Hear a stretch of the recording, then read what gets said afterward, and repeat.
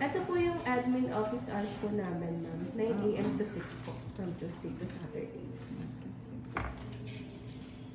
Tapos, ito naman po, ma'am, yung sa move-in procedures po natin.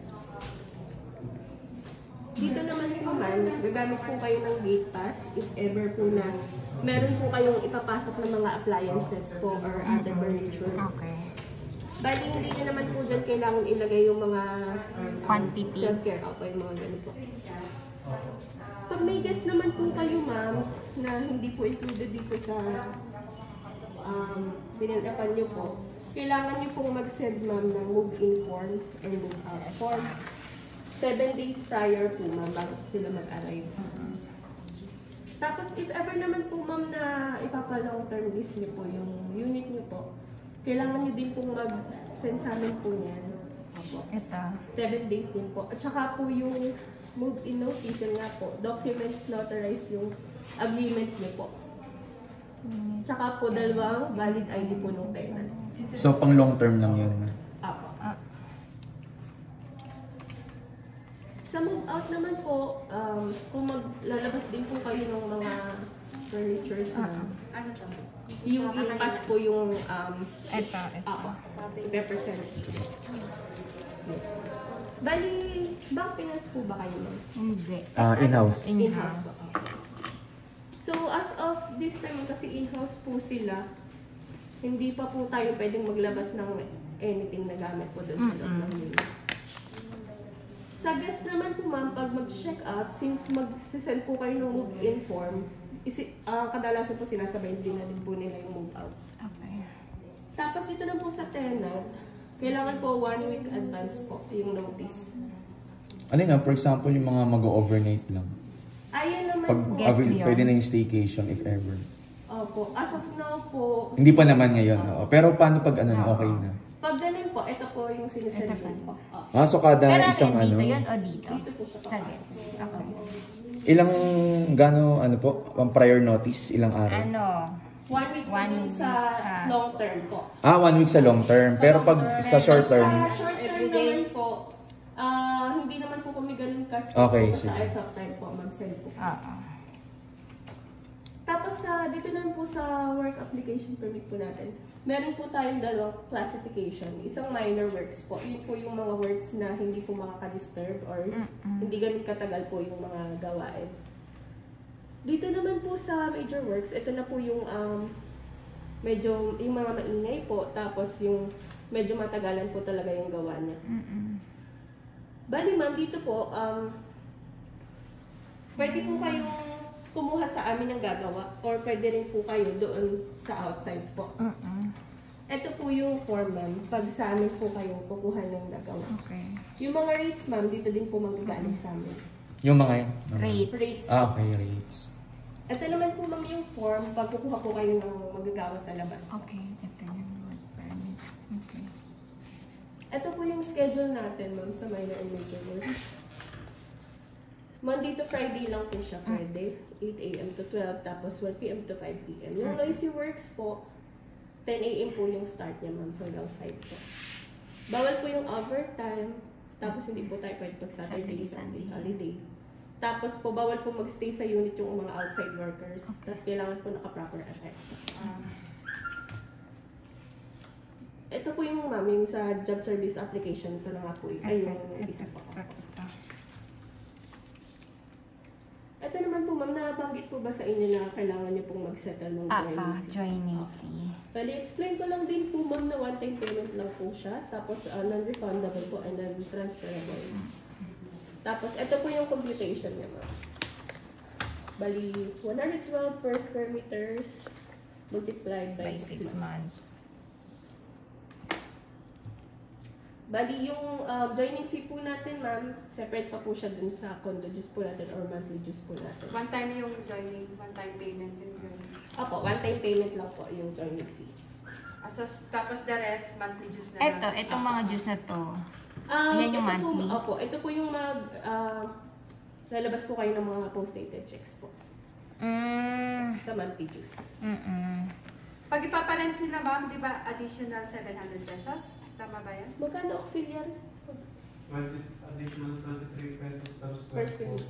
23 pesos One-time per... payment lang din siya, di ba? Auxiliary. Ay, monthly. Monthly. Kasi ipaparent nila. Certification. Opo. Tapos as of now po, kung plan niyo po magpa-rent, parang magkakaroon po ng changes po dun sa mga procedure po. Kasi parang ngayon po nagre-require ng DOT certificate po yung Tagaytay. Tapos ito naman po yung other fees, ma'am. Yung sa job service nga po. Tapos pag na-late po kayo, ma'am, sa monthly dues, may 1.5% po. Tapos, po, any violation, ma'am, ayun po. Tsaka special projects, ma'am, ito po yung mga hindi included sa yearly budgeting po natin. I-divide po yan, ma'am, sa lahat po ng unit owners. Ma'am, para saan yung ano, yung bukod sa monthly dues nila pag magpa-rent, may dagdag. Para saan yun? Auxiliary Auxiliary charge. charge. Okay. Sa mga elevator, mga maintenance. Tapos ito naman po, ma'am, water bill po, dito po sinesettle sa admin office. Tapos yung Meralco bill niyo, ma'am, directly na po sa Meralco. Ito, ma'am, yung mga number of persons lang po na pwede pong pumasok sa unit natin. Ano ba yung unit natin? Ano ba yung ano sa amin? May sabay amin. 331. Felicita. Felicitas. Saan? 331. Galing mo. 5 occupant. 5 occupant, pero parang hindi ka siya yung 5 na. Kailangan lang. Pag family, yung sila mismo. Ano naman po yun, ma'am? Hindi naman po kami ganun kasi. Pag family. Basta wag lang pong makaka-disturb sa others. Okay. Oo. Tapos yun, ma'am, bawal po tayo ng mga gas, flammable, explosives. Bawal din po, ma'am, magsampay sa labas, yung mga antena po. O nakakapangit na. Tapos, ma'am, yung grease trap po natin, nakalagay po siya dun sa ilalim ng sink, ma'am. Ito po yung parang nagsasala dun sa mga dumit. So, from time to time po, kailangan niyo po siyang i-check kung lagi po kayo nag-i-stay dyan sa unit. Para po iwas yung pamamaho, ma'am, kasi ayun po. Tapos, if ever naman, ma'am, na gusto niyo pong ipalinis yung grease trap, meron naman po nauutusan din po dito. Ayun. Tapos, yung aircon po natin, window type lang po siya. Ma'am. Window type. Bawal po yung mga split type. Ito, ma'am, sa hallway po natin, bawal po siya. Shurak, mga blender. Ayun, ma'am. Ito naman po, bawal lang po yung Sa labas. sets up po. Pero pwede naman po sa unit. Ayan, ma'am. Any damages, ma'am, na kayo po yung makaka-damage po, sasagutin niyo po siya. Bawal din po sa labela, ma'am, maputol na mga puno, pumatay ng halaman. Ayan. Tapos ito po yung restricted areas natin. Bali, ma'am, dun sa genset po natin, as of na wala pa po kasi tayong generator. So, pino-confirm pa po namin sa developer kung kailan po siya magkakaroon. So pag nawala ng kuryente, wala talagang kuryente. Okay. Ito naman, ma'am, yung sa garbage disposal po. Kailangan po segregated po talaga siya, ma'am.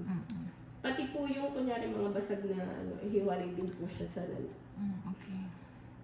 Bawal din po tayong magtapon ng mga explosives or... Ma'am, saan lalagay yung tuwing kailan kinabalik?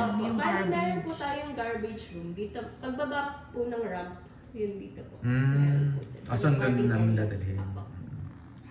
Tapos, every time po na magtatapon po sila, pakisara na lang po lagi yung pintuan para hindi po lumabas yung amoy.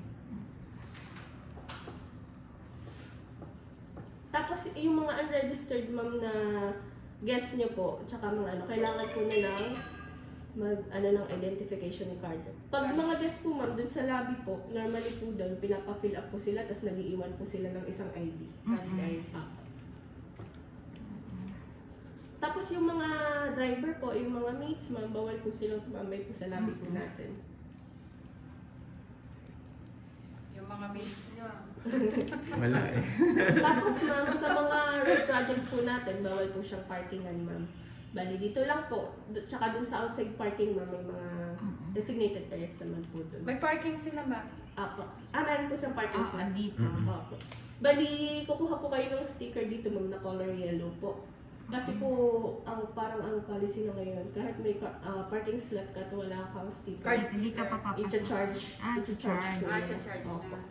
na. Ilang sticker ang kailangan? For example, may Oo. tatlong So, kotse. Kunwari, Pwede naman po kayong mag-request po Mag-request. ng ibang sticker.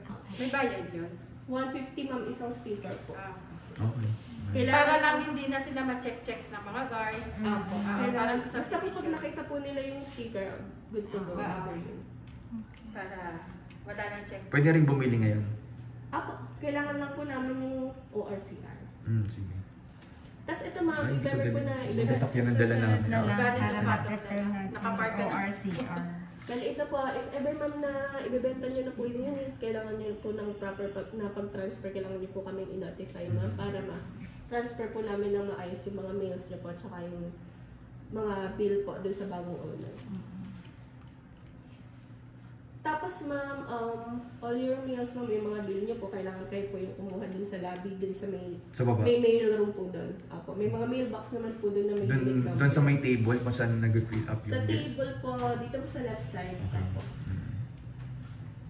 Tapos bawal pong utusan ang management personnel na mag-deliver ng any item sa unit owner. So, if ever sir na may mga pa-deliver po kayo po talaga yung Bababa. pupunta. Apo. Yung mga food, gano'n. Yes po. Sa lobby lang. Actually po, doon lang po sila sa gate, hindi po sila inaalam po. Sa ngayon, Hindi na sila nakakapasok. ever since ba mag-pandemic? O ngayong pandemic lang? Kasi October pa lang po kasi ako dito siya. Ever since po nagsimula ako doon lang sa labas. Sa labas. Opo. Baka dito kasi sa hotel lobby naman ang pick up. Tapos pag ano po kayo mag long-term lease, kailangan din po nila pumunta dito for orientation po. Tapos yung mga, pag may private guard po, kailangan po, nandun lang po kasi yung iba, di ba? Nasa pintuan po. So kahit bawal po sila doon.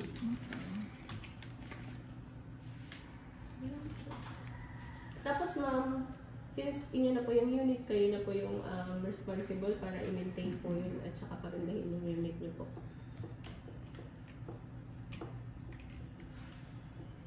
Ito ma'am, yung if ever po na mag-a-alter na po kayo dun sa loob ng unit, kunyari po, tatanggalin niyo po yung division, yun po, kailangan na po yun ng approval po galing po sa developer. Tapos dito naman po, ma'am, ayan po, ito po, dami siya sa ito na ba yung talaga kami sa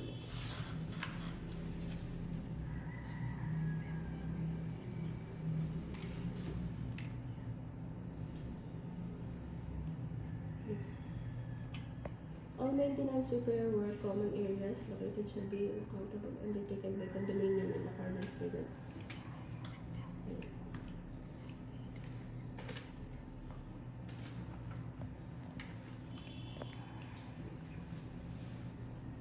Ito po ma'am. Or the persons authorized by unit owners po, allocators.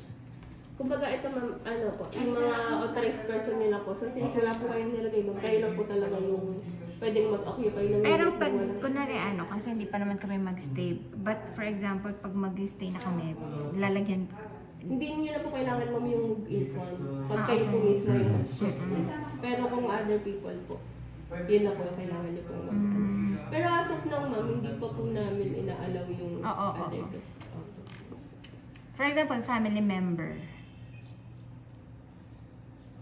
Kasi ang policy po namin ngayon kasi pandemic, hindi pa po talaga inaalaw. But Kasi pag, for parang- example, after nito, Pwede naman po. Opo. so kunwari pag pag kami yung mag-stay, kami, family ko, Opo. Hindi niyo na po hindi na ako yung magsasubmit inform. nitong, Ito. eto. Yes ma'am. Okay. Tapos ito naman po ma'am, if ever po na biglang wala po kayo dyan, tapos may umusok po sa loob ng unit or may lumawa po na tubig, tatawagan po namin kayo ma'am. Tapos pag hindi po kayo makakarating agad, ipo-force entry na po namin ng unit.